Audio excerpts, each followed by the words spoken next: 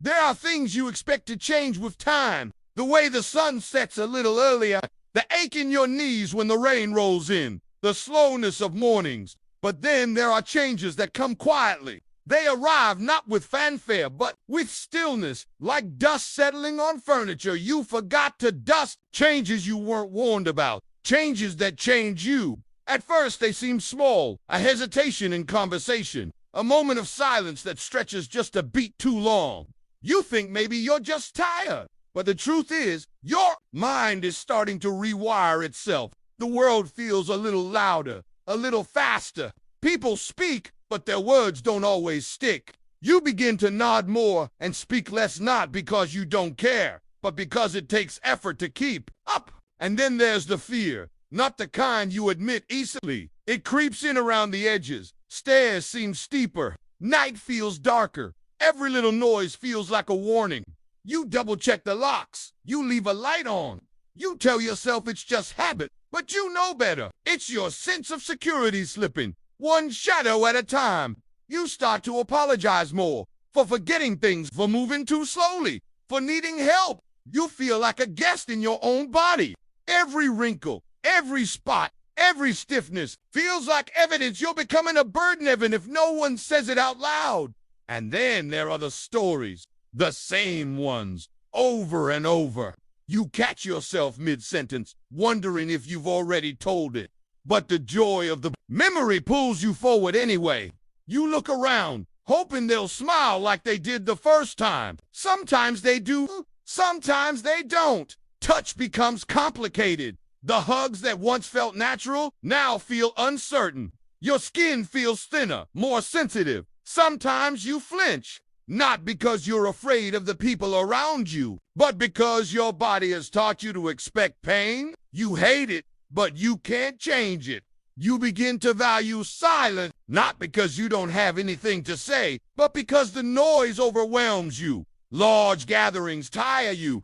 Fast conversations confuse you. So you sit back, you listen, you smile when it feels right, and when it doesn't, you pretend. There's a drawer in your house with medicine bottles you don't talk about. Pills for pain, pills for memory, pills for sleep. Some of them work, some don't, but they're your quiet allies in a battle no one sees. You take them like clockwork, not because you believe they'll cure you, but because doing something is better than doing nothing. You start giving things away, not in a dramatic way, but slowly. A necklace here, a book there. You call it decluttering, but in your heart, you're preparing. You don't say it out loud, but you know time is moving differently now. You want the people you love to have pieces of you before you become a memory. Sometimes you get angry over silly things. The TV remote, the wrong coffee mug, the curtains being drawn the wrong way.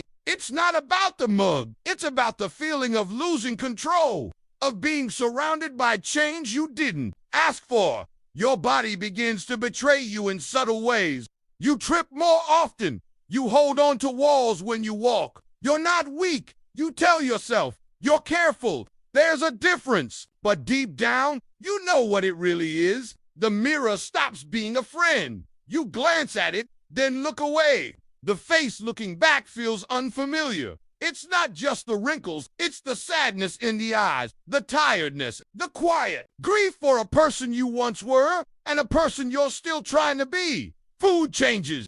Smells you used to love now make you nauseous. Meals become smaller. Sometimes you forget to eat. Other times you eat just to fill the silence. You miss the taste of things you can no longer digest. Sleep becomes elusive. You wake up at 3 a.m., sometimes with a start, sometimes just awake. You sit in the dark, listening to the hum of the refrigerator. You scroll through memories in your mind like a photo album. You wonder how your parents felt at your age. You wish you'd asked. The phone rings less.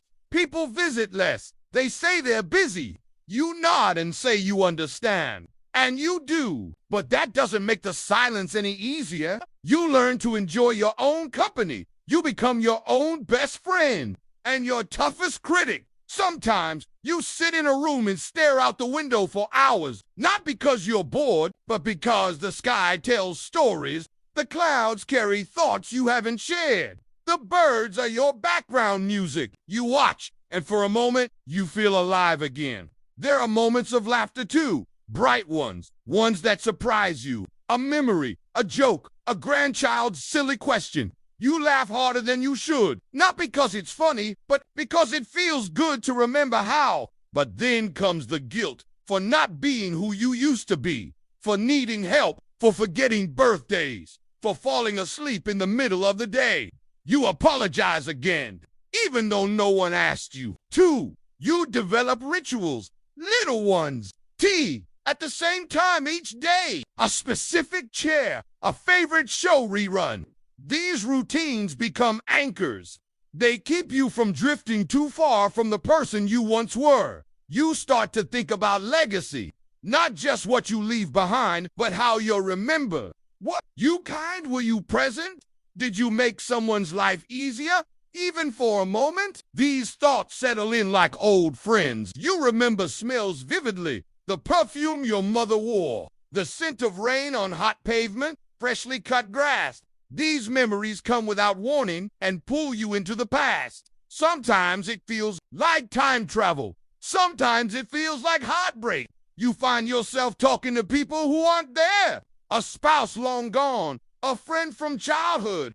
You whisper into the air, not expecting an answer, but hoping.